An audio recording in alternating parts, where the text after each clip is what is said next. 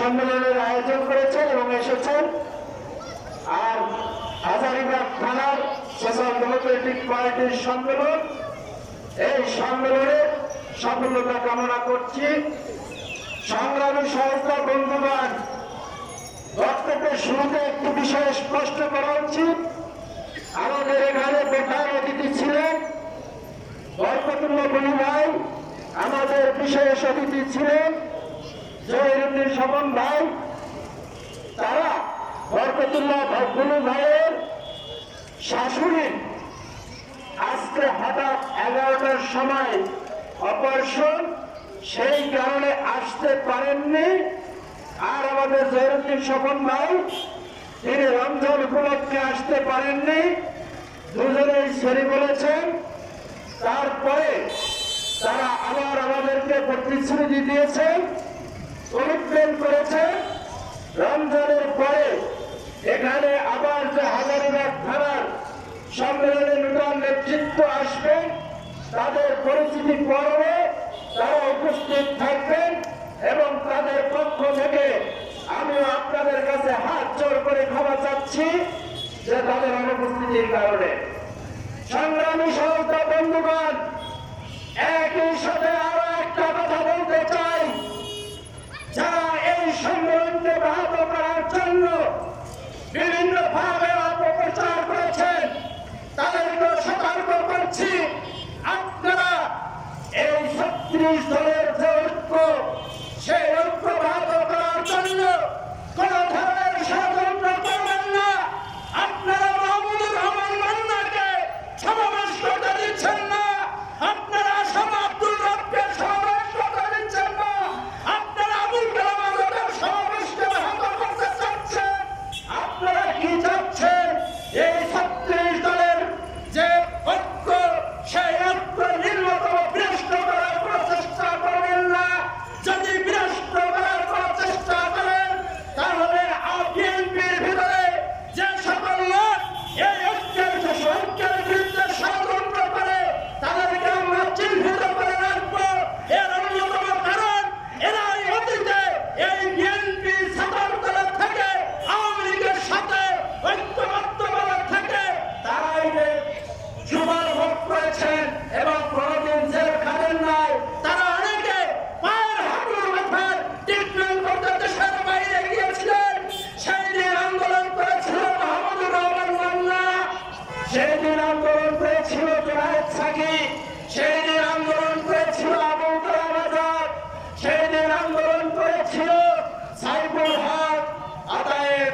আপনারা যদি মনে মনে ভাবেন আমরা তো এখন ক্ষমতায় এসেছি, কে আবুল কালাম আজাদ, কে মাহমুদুর রহমান মান্না, কে আসাম আব্দুল রব, এই ধরনের টেন্ডেন্সি যদি আপনাদের থেকে থাকে তাহলে এই সমাবেশ থেকে বলছি আপনারা এখন পর্যন্ত ক্ষমতায় আসেননি, আপনাদের ক্ষমতায় আসতে হবে। কারণ কথা বলার অন্যতম কারণ আমরা গতকাল রাতে যতজন মানুষ সমাবেশ সফল করার জন্য চেষ্টা করেছি তার চাইতে বিএনপির বড় একটি অংশ এই তালিকা অফিস করে সমাবেশ ব্যাহত করার জন্য চেষ্টা করছেন। তাদের তালিকা আমরা করে রেখেছি এবং একই সাথে গতকাল রাত্রে নিয়োজিত কমিটিতে আলোচনা করেছি। আমি ছিলাম ঢাকা 8 2018 সালের নির্বাচনের প্রার্থী, আপনারা আমাকে ঢাকা 10-এ আনলেন। আপনারা বললেন জহিরুদ্দিন স্বপনকে আগে যারা গৌরব দিতে হবে, আপনারা বললেন মির্জা আব্বাসকে ঢাকা 8-এ দিতে হবে। তখন আমি বললাম আমি ঢাকা 10-এ যাব না, আপনারা আমাকে জোর করে লিয়াজু কমিটির মিটিং এ ঢাকা 10-এ আনলেন। আমি বললাম আমি এদেশের কৃষক শ্রেণীর সাধারণ মানুষের রাজনীতি করি, আমি নির্বাচনে এসে যাব না আপনাদের পর্যায়ে রাজনীতিতে। তারপর আপনারা তারেক জিয়া সহ ভারপ্রাপ্ত চেয়ারম্যান তারেক জিয়া সহ আপনারা সকলে মিলে লিয়াজু কমিটির মিটিং এ 28 অক্টোবরের আগে সিদ্ধান্ত নিলেন যে আমাদের মধ্যে যেন কোনো ভুল বোঝাবুঝি না হয়, সেই কারণে আমাকে ঢাকা 10-এ আনলেন। আমাদের আপনারা পত্রিকায় ক্লিয়ার করলেন 230টি আসন আপনারা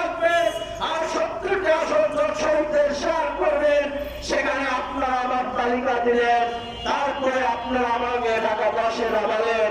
আজকে আমি শুধু এখানে বলছি না, নিয়াজি কমিটিতে স্পষ্ট করবো, তারপরে আপনারা একটি অংশ কেন এই সম্মেলনকে ব্যাহত করার জন্য গতকাল সারা রাত প্রচেষ্টা করলেন এবং এমনকি গল্পকুল্লা বুলু ভাইকে এবং জগদ্দীর স্বপন ভাইকে বললেন আমরা লোকালে এখানে আসতে হলে আমাদের অনুমতি নিয়ে আসবেন, এর না হলে আমরা কি হয় সমাবেশে সে কথা আপনারা কেন বললেন?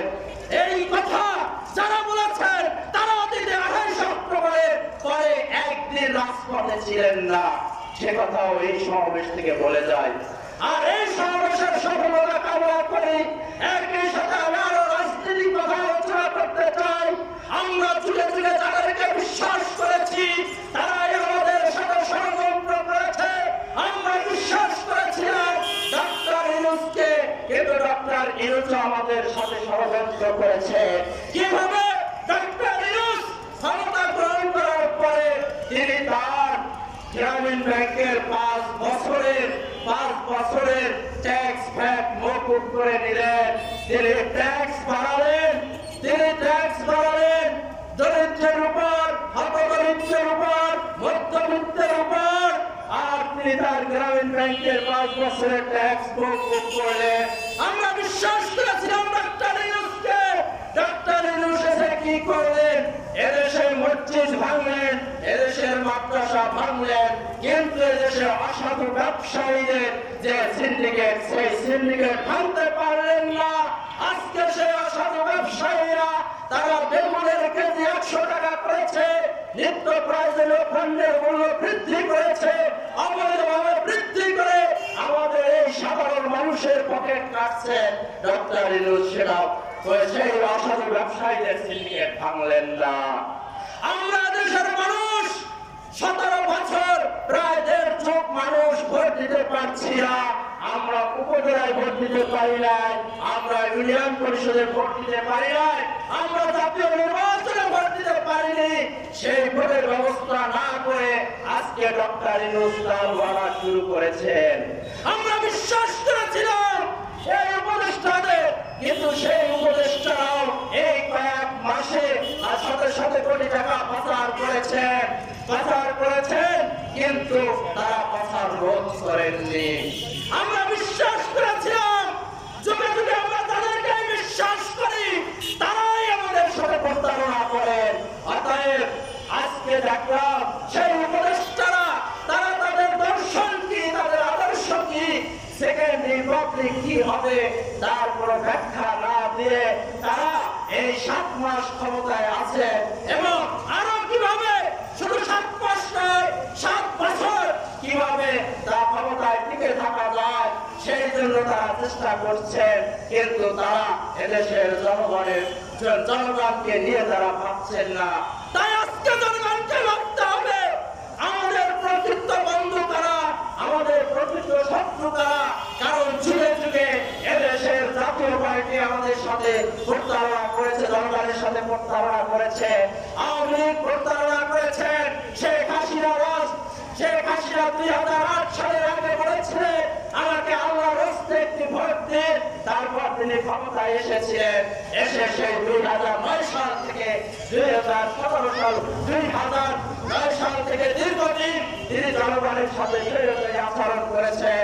তাই আজকে আমি এই সমাবেশ থেকে সাধারণ মানুষকে উদারত আহ্বান জানাবো, আমরা যুগে যুগে প্রতারণা শিকার হয়েছি, যুগে যুগে দেশের মানুষের সাথে অনেকে প্রতারণা করেছেন। তাই আর যাতে কেউ কোনো বেইমানি না করতে পারে, যে কোনো প্রতারণা না করতে পারে এবং আমাদেরকে শত্রু আমাদেরকে মিত্র সেটা আজকে নির্ধারণ করে আসো আমরা কাঁধে কাঁধ মিলিয়ে এগিয়ে যাই। এই উদাত্ত আহ্বান রেখে আমি আমার সংক্ষিপ্ত বক্তব্য এখানে শেষ করছি।